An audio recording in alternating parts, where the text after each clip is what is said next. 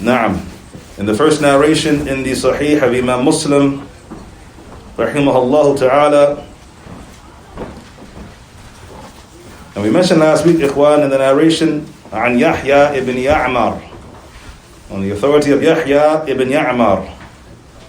And we read from his biography last week, wallah alhamd.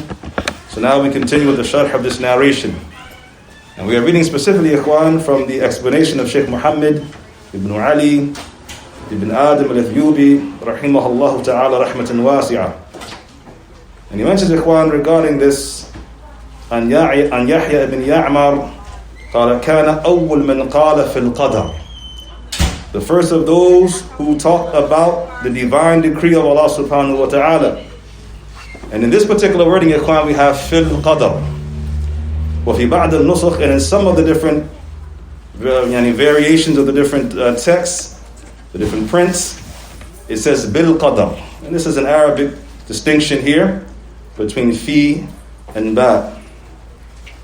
وَالْمُرَادْ أَوَّلُ مَنْ قَالَ بِالنَّفْيِ الْقَدَرِ. And what is intended here, ikhwan, by the first of those to talk about the divine decree of Allah subhanahu wa ta'ala, meaning the first of those to deny the divine decree of Allah subhanahu wa ta'ala. The first of those who deny the divine decree of Allah wa ta'ala, from the likes of Ma'bad al-Juhani and those who were with him. And we will discuss him momentarily, insha'Allah ta'ala. فَابْتَدَعَ. So he innovated in the deen of Allah subhanahu wa ta'ala. He innovated in the deen of Allah subhanahu wa ta'ala. وَخَالَفَ الصَّوَابِ. And he contradicted that which is correct as it relates to the creed of Ahl al-Sunnati wal-Jama'ah, الَّذِي عَلِيهِ أَهْلُ الْحَقِّ. And that which the people of truth are upon. So he deviated, ikhwan, in the deen of Allah subhanahu wa ta'ala and innovated. And he opposed and contradicted the methodology of the people of truth. He opposed the methodology of the people of truth from the companions and from the tabi'een, as he was from the generation of the tabi'een. So therefore, what is intended here, of course, by al-haq, are the companions of the Messenger of Allah Muhammad sallallahu alaihi wasallam and those who followed them from the companions. So he opposed the people of truth. He opposed the people of truth as it relates to the divine decree of Allah subhanahu wa ta'ala. And we mentioned, ikhwan, in last week's lesson, and we reiterate. This is an important distinction or an important point, that with all of the different ayat, the different verses that we have in the book of Allah subhanahu wa ta'ala, as well as the many different narrations we have on the Prophet sallallahu alaihi wasallam as it relates to the divine decree of Allah subhanahu wa ta'ala, and the many narrations we have from the Salaf al-Salih, even as we mentioned from Shaykh Ahmad al-Najmi, that even the kuffar, the mushrikun, the polytheists, even before the revelation came, that when something would happen to them from good or bad, they would attribute it to what? To decree. So here we find these individuals, ikhwan, who have opposed the ayat in the book of Allah subhanahu wa ta'ala. They have opposed the many narrations in the sunnah. The one that we are reading now, of course, the Hadith of Jibril. They have opposed, ikhwan, also the athar from the Salaf al-Salih, from the likes of Ibn Umar here in this narration. And other than that, ikhwan, from the narrations of the Salaf al-Salih. So with all of those texts, still we find individuals opposing Ahlul Haqq, the people of truth, as it relates to the divine decree of Allah subhanahu wa ta'ala. And it shows us, ikhwan, what? That even when we have the likes of these evidences, whether it be in this issue of al-qadr, whether it be in the issue of al-ulu, al-istiwa, Allah's ascension or Allah's loftiness over His creation, as we have mentioned before, the ulama said, أكثر من 1000 دليل, more than 1,000 evidences for Allah's loftiness, Allah's istiwa over His arsh, over His throne. More than 1,000 evidences from the Kitab and the Sunnah and the Salaf al-Salih, and even from the, as the ulama have said, ikhwan, from the aql al-salim, from the sound intellect, as the likes of al-Dhahabi and other them have mentioned. And still we find those who deviate as it relates to these clear-cut evidences in the book of Allah and the Sunnah of the Messenger of Allah sallallahu alaihi wasallam. So that shows us, ikhwan, how much more those things that are not so clear for the individuals. We said issues of hizbi and the likes of this. How much more, ikhwan, those who fall into those matters. So do not be fooled. Do not be deluded by those who deviate in the deen of Allah subhanahu wa ta'ala. And he mentions, ikhwan, something from the Arabic language here. And he says, وَيُقَالْ فِيهِ قَدَّرْتُ أُقَدِّرْ تَقْدِيرًا. And this is just, ikhwan, giving us the scales of the verb here for qaddara, and for the issue of al-qadr, or the meaning of al-qadr. And he says, فَإِذَا قُلْنَا إِنَّ اللَّهَ تَعَالَى قَدَّرَ الْأَشْيَاءَ. Allah subhanahu wa ta'ala, He is the one who decreed the affairs. فَمَعْنَاهُ أَنَّهُ تَعَالَى عَلِمَ مَقَادِيرَهَا. That Allah has knowledge of all of these affairs. That Allah has knowledge of all of these affairs, وَأَحْوَالَهَا, and all of these circumstances, وَأَزْمَانَهَا, and when these things are going to take place. Allah has knowledge over all things. وَفَوْقَ كُلِّ ذِي عِلْمٌ عَلِيمٌ. And above everyone with some knowledge is one with more knowledge, until it reaches Allah subhanahu wa ta'ala's knowledge over all things. As Ibn Kathir has mentioned in his tafsir of that verse in the book of Allah subhanahu wa ta'ala. So Allah has knowledge over all things. Dhul ilm. Allah is the possessor of knowledge. And this is from the attributes of Allah subhanahu wa ta'ala.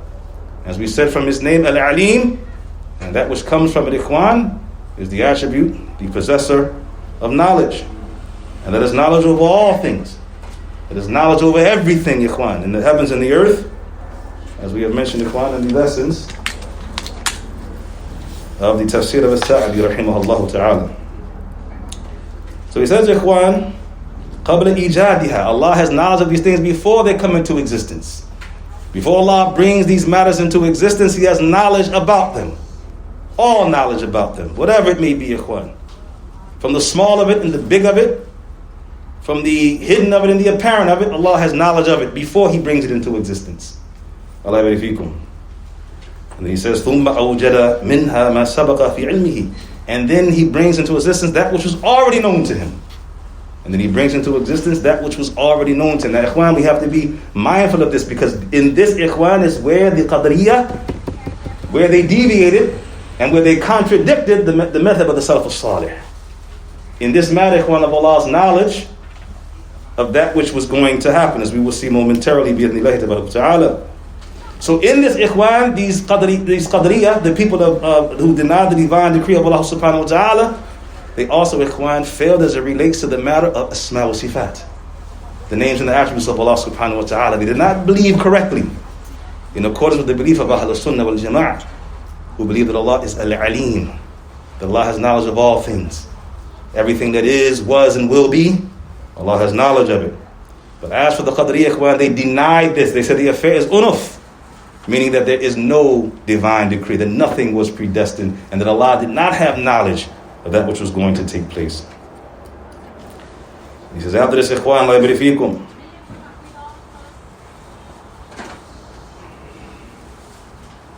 وَأَنَّهُ يُوجَدْ عَلَى نَحْوِ مَا سَبَقَ فِي عِلْمِهِ. And then Allah brings into existence that which He had knowledge of beforehand. فَلَا مُحْدَثْ فِي الْعَالَمِ الْعَلَوِي وَلَا سُفْلِي إِلَّا وَهُوَ صَادِرٌ عَنْ عِلْمِهِ تَعَالَى. Allahu Akbar. And He says that there is nothing that comes into existence, there is nothing that is created in the upper heavens or the lower heavens, except that it comes after Allah's knowledge of it. Except that it comes into existence after Allah's knowledge of it. So Allah has knowledge of it, He brings into existence after His knowledge of that affair. And then He says, after this, Ikhwan, عن علمه تعالى وقدرته, and His might and His power, وإرادته, and His will. His knowledge, His might, His power, His will. All of this, Ikhwan, is from the Aqeedah of Ahlul Sunnah wal Jama'ah. And he says, هذا هو المعلوم من دين السلف الماضين. And this, he says, Ikhwan, is the religion of the Salaf. This is the religion of the predecessors of this ummah, from the Sahaba and from the Tabi'een, Atba' Tabi'een. This is their understanding of the deen of Allah subhanahu wa ta'ala, ya Ikhwan. وَالَّذِي دَلَّتْ عَلَيْهِ الْبَرَاهِينَ. And that which the evidences support and prove and events. That which the evidences prove and support and events. And I just mentioned to you, Ikhwan, how many ayats in the book of Allah subhanahu wa ta'ala? How many ahadith in the sunnah? How many athar from the Salaf al-Salih, Ikhwan, that events and prove Allah's divine decree and His knowledge over all things. And still with that, Ikhwan, we find these deviants contradicting the Salaf al-Salih as it relates to this affair. Question, ya Ikhwan, Allah fikum. Even though there are many ayats in the Quran that establish Allah's divine decree, we find Ibn Umar in this narration that we're now reading using a hadith of the Prophet ﷺ as evidence. What do the ulama say regarding this? The likes of Shaykh Rabi' and others. What do they say as it relates to him using this particular hadith? It's proof that the Quran the Sunnah is equal to the Quran. Ahsan, it is proof that the Quran and the Sunnah are equal in evidence. Ya akhwan, la ilaha fikum. As Shaykh Rabi' mentioned, and as others, the likes of Shaykh Al-Albani rahimahullah in his tremendous work, Manzilatul Sunnah fil Islam, the place of the Sunnah and al-Islam. How many verses, as we said, ikhwan, in the Quran that prove and evince the divine decree of Allah subhanahu wa ta'ala? And Abdullah ibn Umar went straight to this narration. So as the ulama have mentioned, ikhwan, this is an evidence that whether one quotes from the Quran or from the authentic Sunnah of Allah's Messenger sallallahu alayhi wa sallam, then all of it, ikhwan, is equal. Allah will people. And there's evidence, ikhwan, that has been cited from Tawa'if min al-Qadriyah, from some of the groups, the sects of the Qadriyah, إنكار كون الباري عالما بشيء من أعمال العباد قبل وقوعها منهم. أعوذ بالله. He says, ikhwan, that it has been reported, it has been related from the different sects or the groups of the Qadriyah, their negation that Allah subhanahu wa ta'ala has knowledge of the actions of the worshippers until they actually implement those actions, or until they perform those actions. In other words, they're trying to say that until the worshipper prays, or until the worshipper moves, or until the worshipper does whatever he does, their argument or their claim is that Allah subhanahu wa ta'ala does not have knowledge of that affair. We seek refuge in Allah subhanahu wa ta'ala from such evil, such deviance, ikhwan al-din of Allah subhanahu wa ta'ala. And they say, ikhwan, إِنَّمَا يَعْلَمُهَا بَعْدْ كَوْنِهَا. And he only has knowledge of it after it happens, after it takes place. And this, ikhwan, is the statement of the Qadriyah. قالوا, they say, لأنه لا فائدة لعلمه بها قبل إيجادها. They say because there's no benefit in him having knowledge of this before it comes into existence. That there is no benefit in him having knowledge of this affair before it comes into existence. They say, they allege, they claim. And then the Shaykh, he says, وَهُوَ عَبَثٌ, and this is nonsense. This is nonsense, ikhwan. This is foolishness. وَهُوَ عَلَى اللَّهِ مَحَالٍ, and this is inconceivable as it relates to Allah subhanahu wa ta'ala. Allah is al-alim. Allah is the all-knowing. So therefore, as we see, ikhwan, these individuals have deviated in the deen of Allah subhanahu wa ta'ala. And this, ikhwan, as we'll talk, bi'idhnillahi ta'ala, in the coming lessons, that there are different types, as we see at Tawa'if, the different groups or sects as relates to the Qadriyah, and we will be discussing, ikhwan, from them, the different levels and degrees of the Qadriyah and their different beliefs and their deviations, bi'idhnillahi ta'ala. And then he said after this, ikhwan, وَهَذَا هُوَ الَّذِي أَنْكَرَهُ عَلَيْهِمْ Ibn Umar. And this is what Ibn Umar rejected from them, ikhwan. He rejected this. Ibn Umar rejected this. And as we mentioned in last week's lesson, that he took this information, he made this ruling upon Ma'bad al-Juhani and those who were with him based on the statement of whom? Based on whose statement, ikhwan, did he make this ruling? His father. Not on his father. He made the ruling on these individuals in Basra based on whose report? Huh? Yahya ibn Ya'mar and what was his companion's name? Come on, ikhwan. Who?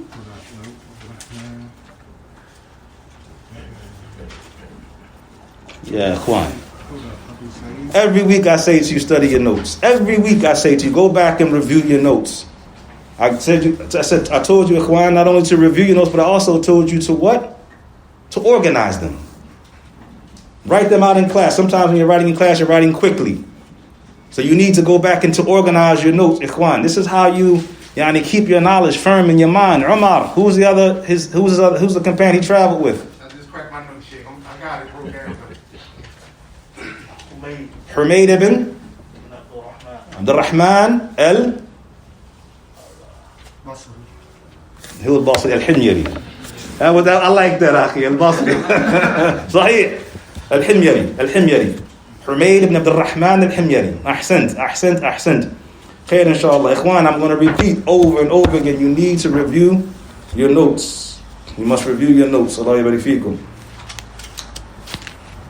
So this is what Ibn Umar, and the shahid of the point was that Ibn Umar, Allah yabarik fikum, when he received this khabar, this report from these two tabi'in who are trustworthy, he accepted their statement and made a ruling in that moment. He didn't say, well, I have to look into it, I have to verify, I have to check to see what's going on. He didn't call it, no one said it was taqleed. Shaykh Rabi, he mentions, he took the word qabul khabar al-thiqa. It is the acceptance of the narration of a trustworthy person. Trustworthy person comes here with news, alhamdulillah. This is from the deen of Allah subhanahu wa ta'ala, Allah yabarik fikum. So therefore we find, ikhwan, that Ibn Umar, Allah yabarik fikum, he accepted this report from those who were trustworthy, those who were known to be from the thiqat, the trustworthy narrators, as we'll see momentarily, bi'ithnillahi tabaraka wa ta'ala. So Ibn Umar, he rejected this from them. وَتَبَرَّأَ مِنْهُمْ, and he freed himself from them. He said, أَنَا بَرِيءٌ مِنْهُمْ وَهُمْ بَرَاءٌ مِنِّي. I'm free from them and they are free from me. Again, from the statement of the tabi'i, Yahya bin Ya'mar. Off of his statement alone, ikhwan, he made this hukum, this ruling. And it shows us, ikhwan, that when the ulama, when they get information or news from a trustworthy source, they make their ruling based on. This is not taqleed. Shaykh Muqbil mentioned, this is qabul khabr thiqa. The statement of Shaykh Muqbil, the statement of Shaykh Rabi' and the other ulama of Islam, ikhwan. This is not to be considered taqleed, blind following. But rather, ikhwan, it is that which has preserved the very sunnah of the Messenger of Allah Muhammad sallallahu alaihi wasallam. This is from the science of al-hadith. Qabul khabar al-thiqa. And this is how the sunnah was preserved, ya ikhwan, Allah yabarik fikum. وَسَبَرَّأَ مِنْهُمْ, and he freed himself from them.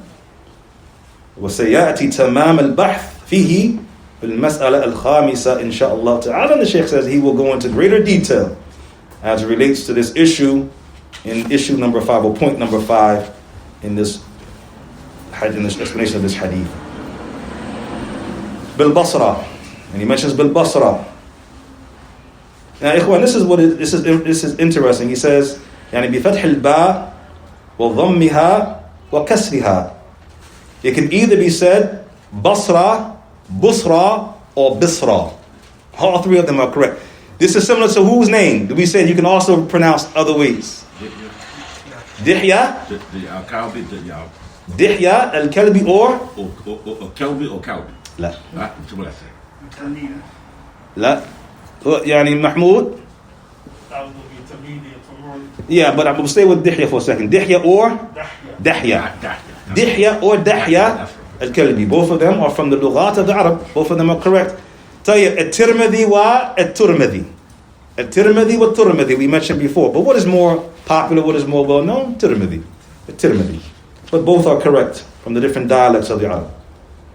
So he says here, this is interesting, that it can be pronounced one of three ways. Basri, or Basra, Basra, Bisri, or Bisra, and Busra. Allah yabarik fikum.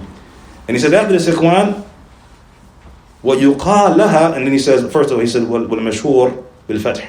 So Al-Basra is what is most common, most well known. وَيُقَال لَهَا الْبُصَيْرَةِ بِالتَّصْغِيرِ. Sometimes you find it called Al-Busayra. Al-Busayra bit-tasghir, yani. And he's just, alhamdulillah, just giving us, ikhwan, some different benefits here as it relates to the lineage, the ancestry there of those from Basra. And then he says, ikhwan, that those who are, yani, who ascribe to Al-Basra are called Basri. Basri. Or it's called Bisri. We said Basri, Bisri. Both of them are correct, he says, from As-Sam'ani, mentioned this, ikhwan, yabarik fikum. And As-Sam'ani also says, this is a scholar, As-Sam'ani, ikhwan, his book Al-Ansab.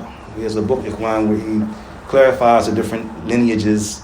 Yani, for example, a person is Mekki or Medini. He explains what that means, the history of that name, and who ascribes to that particular name, for example. So As-Sam'ani, he said, ikhwan, in this tremendous work Al-Ansab, Al-Basra, it is said, Qubbat al-Islam. That Basra is sort of the Qubba, the dome of al-Islam, or like this. Wa khizanat al-Arab, and is also called the treasure of the Arab, the treasure of the Arabs. And he mentions after this, that it is said that it was established, the city was established and occupied in Thamani Ashar, in the 18th year after the Hijrah. وَلَمْ يُعْبَدْ الصَّنَمْ قَطْ عَلَى أَرْضِهَا. And it is said that an idol was never worshipped in that place. This is what it was said historically. This is some of the historians have mentioned regarding that particular place. It was said. وهكذا كان يقول لي أبو الفضل, from the Sam'ani talking, عبد الوهاب بن أحمد بن معاوية الواعظ بالبصرة, قال أصحابنا والبصرة داخلة في أرض سواد العراق وليس لها حكمه. And he mentions, Ikhwan, that this land of al-Basra is within the boundaries or the borders of Iraq. And what is interesting is you will see momentarily that they actually mention a person from Iraq when they're talking about Ma'bad al-Juhani, though he's from Basra. So it's actually within the area of Iraq. And we'll talk about that again in some detail momentarily. And that is the end of the speech of As-Sam'ani. As for Ma'bad, as we said regarding him, Al-Juhani, and this is an ascription to Juhayna. This is an ascription to Juhayna. So anyone from Juhayna, from that particular tribe or people, is called Al-Juhani. Al-Juhani. And again, As-Sam'ani, he says in his tremendous work, Al-Ansab, Al-Juhani, again, Nisba ila Juhayna. وهي قبيلة, and as we said, is a tribe. If you come in, he mentioned something of the origin of the tribe. If you come, and we'll skip down. وفي تهذيب التهذيب, and in the tremendous work of Ibn Hajar, تهذيب التهذيب, a book of the narrators of the Kutub al-Sitta, the 6 books of Hadith. He mentions Ma'bad al-Juhani al-Basri, يقال إنه عبد الله ibn Ukaym. So it is mentioned, it is said that he is Ma'bad al-Juhani, and it is said that he is Ibn Abdullah ibn Ukaym.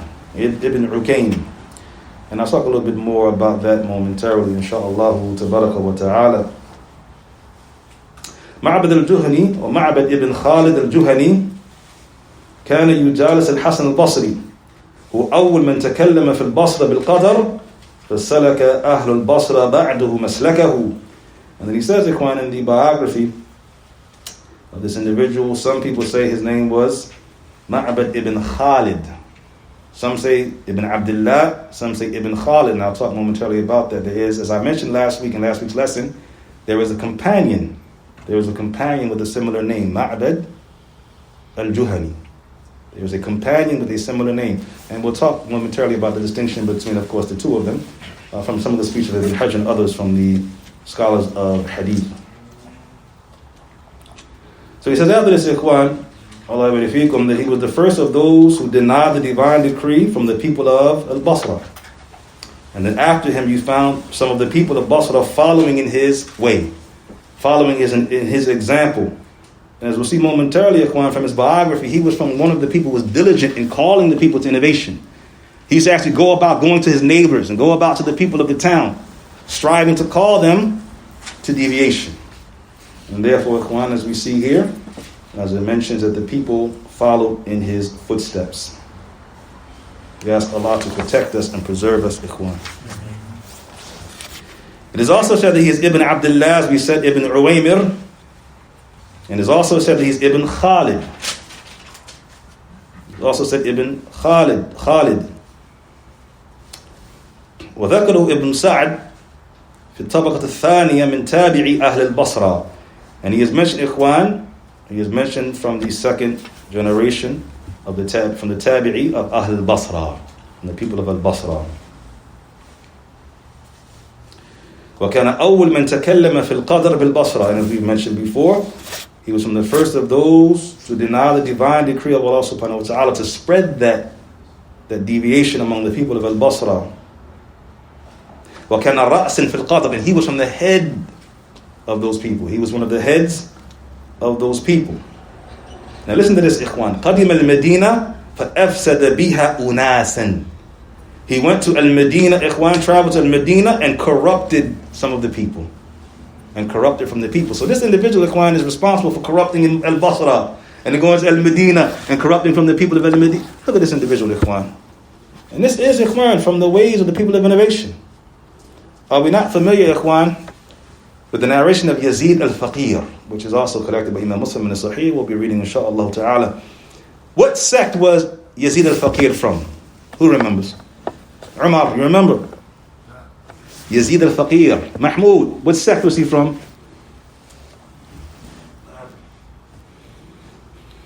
Man ya'rif? Who knows? Zahir, ايش عندك? From the Khawarij. He was from the Khawarij.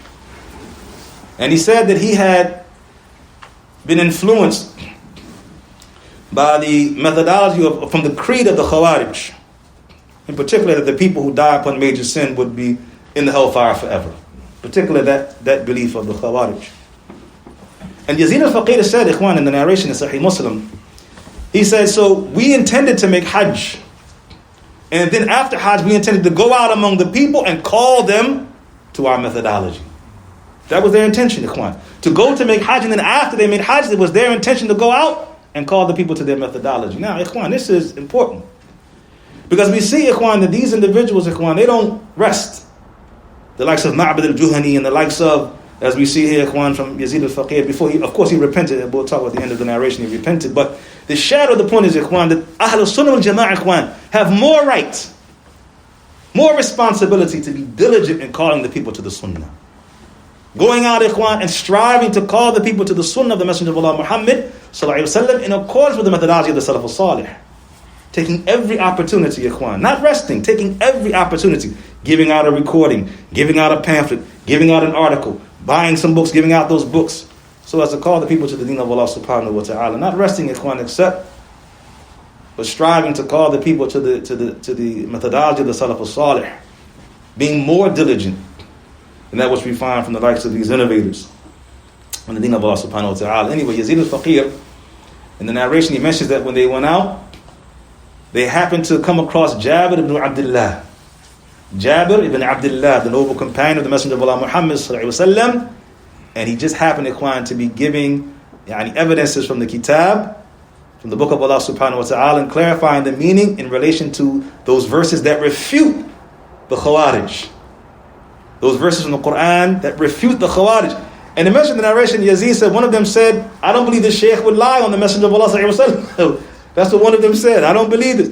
And he said, all of them repented save one of them. All of those who went out repented except one of them. Can you imagine who that one individual was, Ikhwan? Allah al-Musta'an. At any rate, this shows us, Ikhwan, the great diligence of the Salaf al-Salih, like Jabir, in clarifying the deen of Allah subhanahu wa ta'ala. Now, so he says, after this, Ikhwan, وَكَانَ رَأْسٍ فِي الْقَدْرِ, he was from the heads of the Qadriyah. Qadim al-Medina, we said, he went to al-Medina and corrupted the people.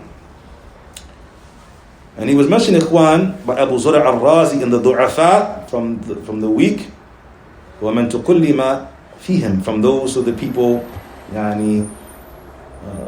refuted, rebuffed, disparaged because of his methodology, as we'll talk about momentarily, inshaAllah ta'ala. وَقَالَ الدَّارَقُطْنِي حَدِيثُهُ صَالِحٌ. Now, here, Ikhwan, Ad-Daraqutni is making a point regarding the fact that the person was truthful, that he wasn't a liar. Though he had with him from this methodology, in other words, he wasn't a liar. And that is a distinction that the scholars of Hadith make. But look at this, Ikhwan. This is important. Look what Ad-Daraqutni says. حَدِيثُهُ صَالِحٌ وَمَذْهَبُهُ رَدِيءٌ. So, he was a truthful person. He wasn't a liar, but his methodology was despicable. His methodology was despicable. What is the clarification, Ikhwan, of the people of Hadith, the people of Sunnah? Allah fikum. Now, we said here, Ikhwan, وَقَالَ Muhammad ibn Shu'ayb ibn Shabur. Muhammad ibn Shu'ayb ibn Shabur عن الأوزاعي أول من نطق في القدر رجل من أهل العراق. And here's the point that we made earlier.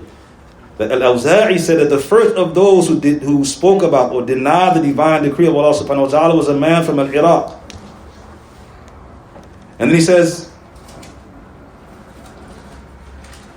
نعم ويقال خصوصا كان نصرانيا فأسلم ثم تنصر. So it mentions that there was an individual who was a Christian, accepted Islam and then apostated and became a Christian again. فأخذ عنه معبد الجهني. And he was the one who Ma'bad al-Juhani actually learned this from, or he took this information from this individual, ikhwan. So this is where he has taken it from. So this shows, ikhwan, that we find, this is interesting, ikhwan, that a number of the deviant sects took their information from the kuffar. This is not the case, ikhwan, from from the Yahud. And here we see, for example, from the Nasara. Allah barifikum. وكان الحسن يقول إياكم ومعبدا فإنهم ضال مضل. Now, he says here, when Al-Hasan, meaning Al-Hasan al-Basri, rahimahullah ta'ala, he said, beware of Ma'bad, for indeed he is misguided and misguides others. And I want to make a point here. Allah barifikum. This particular statement, ضال مضل, it is something that you find the ulama using when describing the people of innovation. You find this historically, ikhwan. Here's an example here from Al-Hasan al-Basri regarding Ma'bad al-Juhani, ضال مضل. Shaykhuna Shaykh Ubayd, we find the Shaykh using the likes of this when describing someone as ضال مضل, misguiding others. Now if you look back historically, ikhwan, in the books of Hadith, in the books of Rijal, and the likes of this, you will not find the scholars using this description for a person from Ahlul Sunnah wal Jama'ah. So therefore, those who say that this is not a ruling of innovation, find for us a statement other than the people of innovation who are called Dhal Mudil. Find a statement from the ulama of Islam that someone was called Dhal Mudil who was upon the Sunnah. Allah yabarik. Khair insha'Allah ta'ala. So he mentions after this, ikhwan, وجاء مثل ذلك عن الحسن من وجوه. And there are a number of different statements from him with a similar meaning or a similar wording. And some of the ulama, ikhwan of the past, they said, يعني إن معبدا يقول بقول النصارى. That Ma'bad spoke with the speech or the statements of the Christians. And again, that goes back to what we just mentioned, that he learned this from a Christian in Iraq.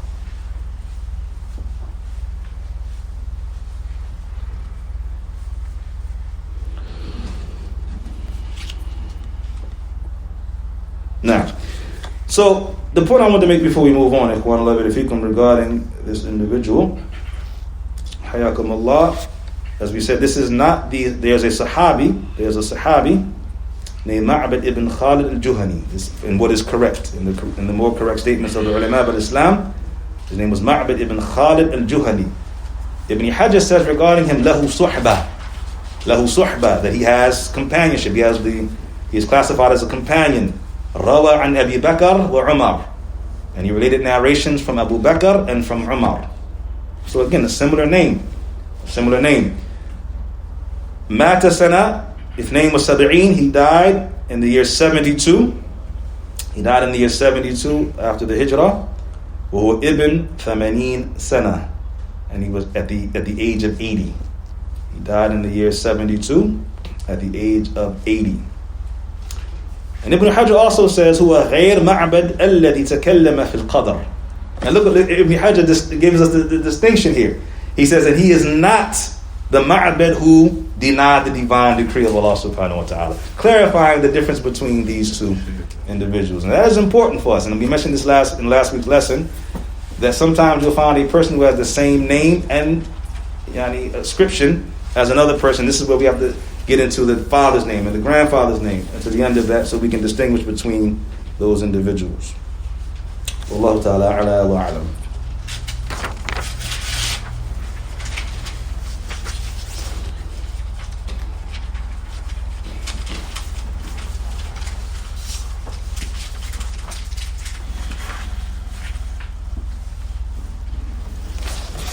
وفي رواية ابن منده al-Iman, and in another wording of this narration, which gives us greater clarification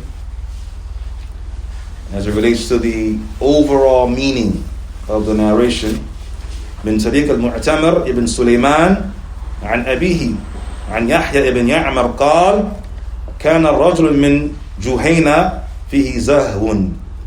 He says that there was a man by the name, or there was a man from Juhayna, as we said, al-Juhani, meaning from Juhayna, as we mentioned previously. وَكَانَ يَتَوَثَّبْ عَلَى جِيرَانِهِ. And as I said, he used to go around to his neighbors and call them to this affair. ثُمَّ إِنَّهُ قَرَأَ الْقُرْآنِ. And as we mentioned before, he was a reciter of Quran.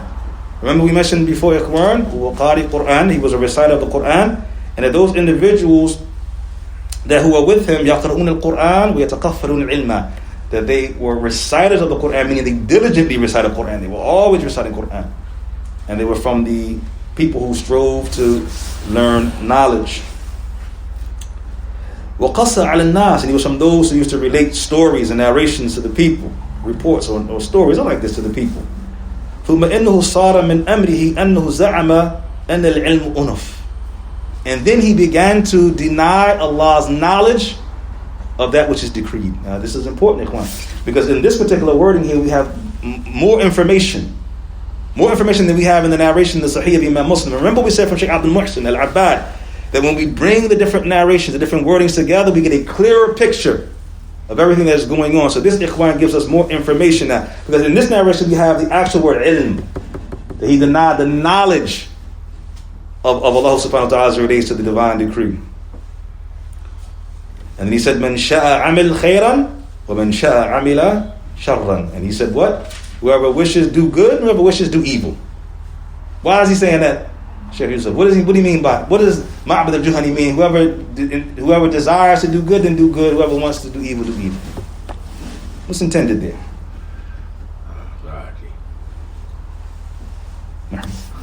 Mustafa. Allah gave us the Mashiach, so that means there's no mind of ilm.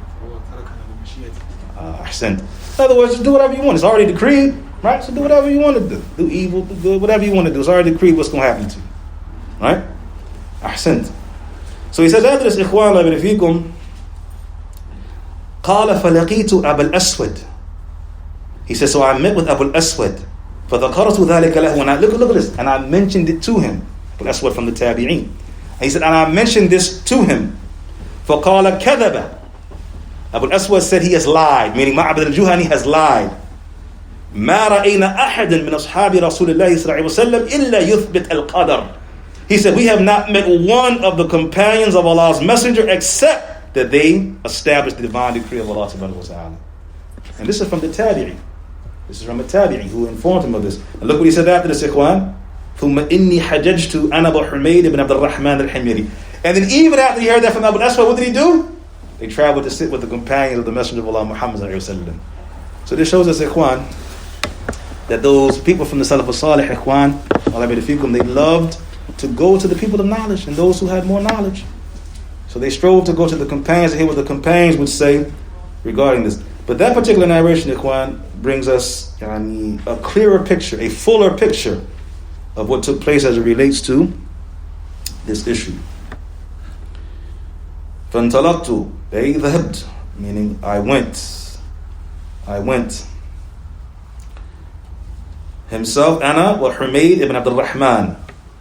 And he is, Ikhwan, Humayd ibn Abdul Rahman al-Himyari. And the Dhahabi says about him, Ikhwan, Shaykhun, Basriyun, Thiqatun, Alimun. He says about him, Ikhwan, that he was a trustworthy scholar of Islam. وكان ابن سيرين يقول أفقه أهل البصرة. And Ibn Sirin said about him, Ikhwan, he was the most knowledgeable of the people of Basra as it relates to fiqh. He was from the most knowledgeable of the people of Basra as it relates to the affairs of fiqh. He was tabi'i Basri, thiqatun, trustworthy, truthful, trustworthy from the scholars of hadith, tabi'i. Al-Himyari is an ascription to Himyar. Min usul al-Qaba'il bil-Yemen. From the tribes of Yemen. The origin of that is from the tribes of Yemen. The tribes of Yemen. And we've talked about this before, Ikhwan, how many of these tribes, their origin goes back to Yemen. How many of these tribes that we mentioned in these lessons that the origin goes back to Al-Yaman? Allah barik fikum. And he says, Hajjain al Mu'tamidain. He says, either to make Hajj or to make Umrah. And he says, in this wording, Ikhwan, we have aw lishak min al-rawij. And that is because there was a doubt from one of the narrators of the narration wasn't sure whether it was Hajj or Umrah. They weren't sure, so they said Hajj or Umrah. Right? So there's a doubt from one of the narrators, from the Rawi. But this is important, Ikhwan, but it comes in some of the prints bil waw. So instead of saying al-Hajj aw al-Umrah, it says al-Hajj wal-Umrah, Hajj and Umrah. When we want to make Hajj and Umrah. And of course that makes sense when one makes Hajj and Umrah together. And we'll discuss that a little bit later on, inshaAllah ta'ala. فَقُلْنَا لَوْ لَقِينَا. And they said, if only we were able to meet. And one of the companions, وَاللَّوْ هُنَا بِمَعْنَا لَيْتِ. And if only. And then he mentions, Ikhwan, a verse from the Quran to clarify this. And رُبَّمَا يَوُدُّ الَّذِينَ كَفَرُوا لَوْ كَانُوا مُسْلِمِينَ. Alright, from Surah Al-Hijr. Al-Hijr, ayat number 2. Perhaps those who disbelieve will wish that they had been Muslims. Right? So he wished this. They hoped that they would meet one of the companions of Allah's Messenger, sallallahu alayhi wa sallam. Mahmoud. You mentioned inside this Tabaqah, mentioned that he's the Tabi'i, Ma'bad Al-Juhani. Yeah. So he's given a description of Tabi'i. He's Tabi. He's from that generation. Allah barik fikum.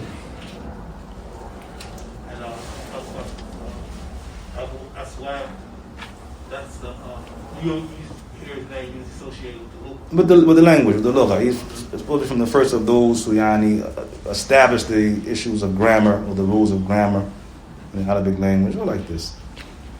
So they went to him first, then he just mentioned it to him as they were talking, and then after he said what he said, they still after that went to sit with one of the companions, and Allah blessed them to meet with Abdullah ibn Umar. Now. So he says, أحد من أصحاب رسول الله صلى الله عليه وسلم فسألناه, one of the companions of Allah's Messenger عليه الصلاة والسلام, so we can ask him regarding this. عما يقول هؤلاء في القدر, regarding that which these individuals have said about the divine decree. إشارة إلى معبد وأصحابه, and this is of course alluding to Ma'bad and his companions. أي عما يتكلمون به من نفي القدر, regarding that which they have said in rejection of the divine decree of Allah subhanahu wa ta'ala. فَوُفِّقَ لَنَا, and he says we were blessed to meet with Abdullah ibn Umar داخل المسجد والمراد بالمسجد. Which masjid? He says we met him as he was walking into the masjid. What masjid is intended here? Huh? Say it again? In Mecca? What's your dalil on that?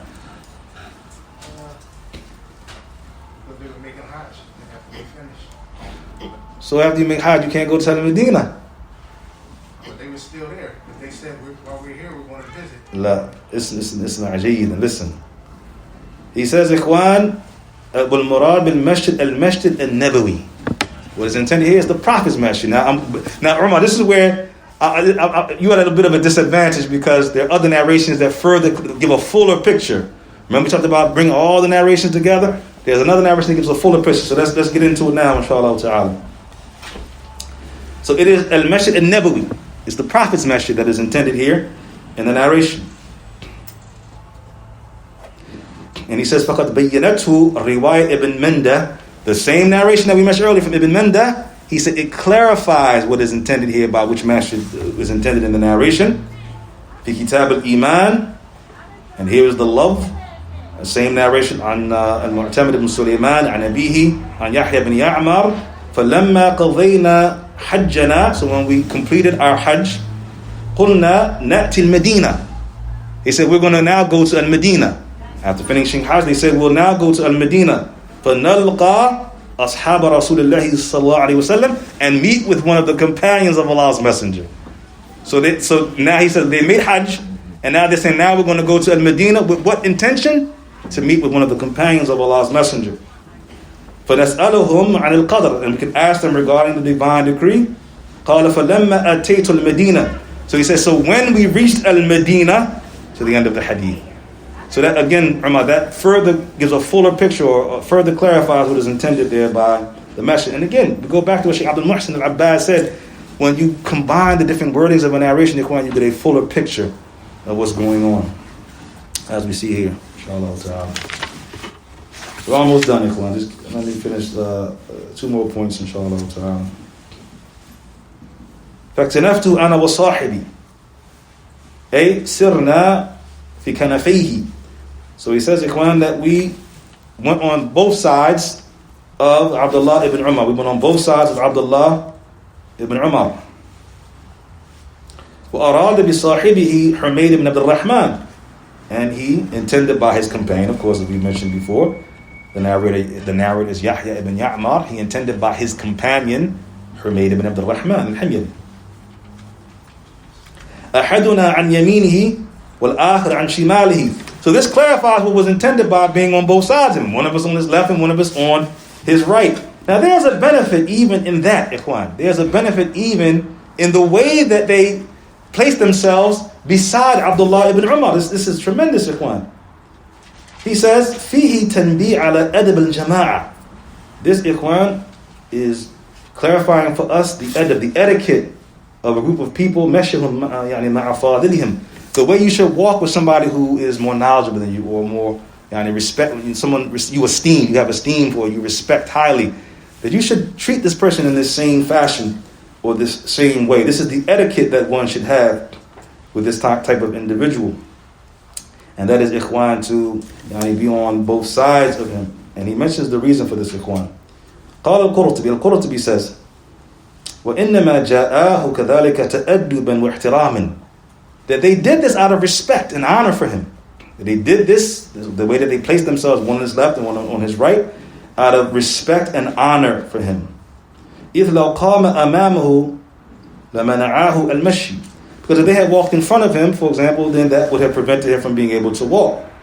وَلَوْ صَارَ لَهُ مِنْ جَانِبٍ وَاحِدًا لَكَلَّفَاهُ الْمَيْلِ إِلَيْهِمَا. And if they were both on one side, either both of them on the right or both of them on the left, it would have forced him to kind of like have to be like doing like this and then speaking to the person. You got to try to speak around somebody else, right?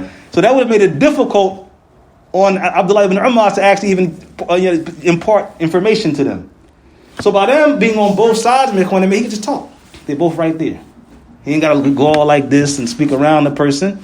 They both on both. Look at the etiquette, Ikhwan. So we see the great benefit of even the way, Ikhwan, that they walk beside the scholar. And this, Ikhwan, we need to learn this kind of thing. I remember, Ikhwan, when we were in Riyadh, and it was after the Salah. And we wanted to sit with Shaykh al-Fawzan. But the Shaykh had got up from the masjid and he had left out. Now, the Shaykh left out from, let's say this is the door here. The Shaykh left out from a door that was close here. Our shoes were on the other side of the masjid. So we had to go all the way to the back of the masjid to retrieve our shoes and come out of the masjid. By the time we got out of the masjid, the Shaykh was way up the street. Now, do you run up on the Shaykh? Nah, you don't run up on the Shaykh, Aki. So we missed an opportunity that day to sit with the Shaykh. You don't go running up on the Shaykh, Aki. Allah barik fikum. No, it's not from the adab of the talib ilm. Alhamdulillah, we missed the opportunity on that particular occasion to walk home with the Shaykh and to benefit from him. Allah barik fikum. So he mentions after this, Ikhwan, Allah barik fikum,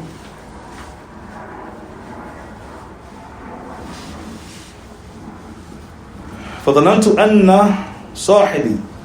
So I thought that my companion, again, Humayd ibn Abd al-Rahman, سَيَكِلُ الْكَلَامِ إِلَيَّ, would allow me to speak, would give me the responsibility of speaking. مَعْنَاهُ أَنَّهُ يَسْكُتْ, meaning that he remained quiet. So Humayd ibn Abd al-Rahman al-Himyari remained quiet. وَيُفَوِّضُهُ إِلَيَّ لِيَقْدَامِي وَجُرْأَتِي وَبَسْطَتِي لِسَانِي. And he allowed me to speak because of my courage or because of my eloquence. Now remember what we said about Yahya ibn Ya'mar last week. What did we say about Yahya ibn Ya'mar last week, Umar? What was from his virtues?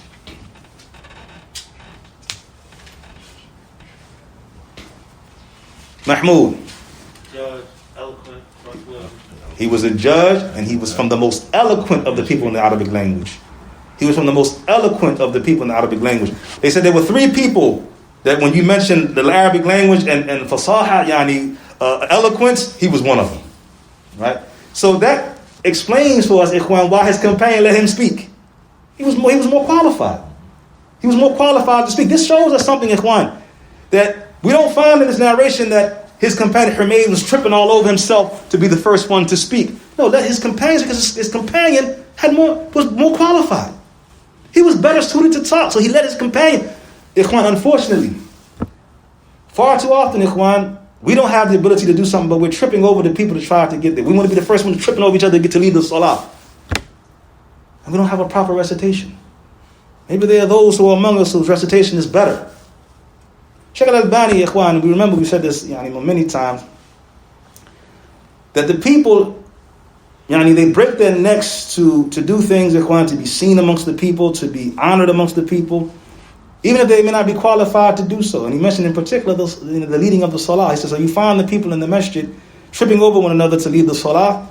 But he said no one wants to call the adhan. Al-Albani said, why? Because the adhan is not of the same status in the minds of the people as the leading of the salah. But what did Al-Albani go on to mention? The narrations of those who, the mu'adhinun, the people called the adhan, Yawm al-Qiyamah, they will come with their necks stretched, elongated. And this is a virtue. This is a virtue. So Al-Albani was saying that people are missing the virtue of the calling of the adhan. Allah barik fikum. The shadow of the point here, Ikhwan, is that these two tabi'een, Humayd ibn Abdul Rahman al-Himyari, he knew his companion was more eloquent, more qualified, so he let his companion speak. He let his companion do the talking. وَصَرَّحَ فِي رِوَايَةِ ibn Mandah, and again he goes back to the narration that we've been mentioning before, previously the narration of Ibn Mandah from Kitab al-Iman. بِذَلِكَ وَاللَّفْظُهُ قَالْ قُلْتُ تَسْأَلُهُ أَمْ أَسْأَلُهُ. And in the wording he says, should I ask or will you ask? قَالَ لَا بَلْ تَسْأَلُهُ. So he asked his companion. In the other narration, Yahya ibn Ya'mar said to his companion, will you ask or should I ask? And again, look at the etiquette. He ain't want to speak either. You want to speak or should I speak? So, what do you think? Giving this back and forth. Not just running in there wanting to be the first one to talk. The sort of give and take between these two tabi'een. And of course we see here that Humayd said, La bal tas'alu. Rather you ask. So he gave his companion the permission. لِأَنِّي كُنْتُ أَبْسَطْ لِسَانًا مِنْهُ. And he says, because I was more eloquent than him. وفي رواية, and in another wording, فَقَدَّمَنِي حُمَيْدٌ لِلْمَنْطِقِ وَكُنْتُ أَجْرَى عَلى الْمَنْطِقِ مِنْهُ. And he said, my companion let me speak because I was a better speaker. I was more eloquent and more confident in my speaking. We're almost done, Ikhwan. One paragraph, I promise. وقال القرطبي رحمه الله وإنما قال هذا منه اعتذارا عن توهم اعتراض ينسب إليه في قلة المبالاة بصاحبه. I love this, Ikhwan. And he wanted to make sure he clarified this in the narration so people wouldn't think that he didn't care about his companion. In other words, he just starts speaking without mentioning that his companion would let him speak. So he wanted to make sure that everyone understood. I didn't just start talking. My companion wanted me to speak. He wanted to clarify that, Ikhwan, so the people wouldn't have a misunderstanding, a bad thought about him. Allah barik fikum. And then he says, and after this, Ikhwan, فَبَيَّنَ وَجْهَ اعْتِذَارِهِ عَنْ ذَلِكَ. So he clarified his reasoning for doing so. وَذَلِكَ أَنْهُ عَلِمَ مِنْ صَاحِبِهِ أَنَّهُ يَكِلُ الْكَلَامِ إِلَيْهِ. And that's because he knew his companion would give him the authority to speak. فَإِمَّا لِكَوْنِهِ أَحْسَنْ مِنْهُ سُؤَالًا, because he was better at asking questions. وَأَبْلَغَ بَيَانًا, and more able to clarify his points. وَإِمَّا لِحَيَاء يَلْحَقْ صَاحِبُهُ وَيَمْنَعُهُ مِنَ السُّؤَالِ, or because his companion was maybe a little shyer, not as confident, as we said, as Yahya bin Ya'mar, and therefore allowing him to speak. وقال الجامع عفى الله عنه. And now, of course, Muhammad al-Ethiopi, he says, الاحتمال الأول هو الصواب, that the first possibility is what is correct. And that is, of course, that he was more eloquent than his companion. and that his companion allowed him to speak لكونه صرح به في كلامه السابق عند ابن منده والله تعالى أعلم, as we find clearly stated, explicitly stated in the narration of Ibn Mandah, and Allah knows best. And we'll end here inshallah ta'ala. If there are any issues or points, let's take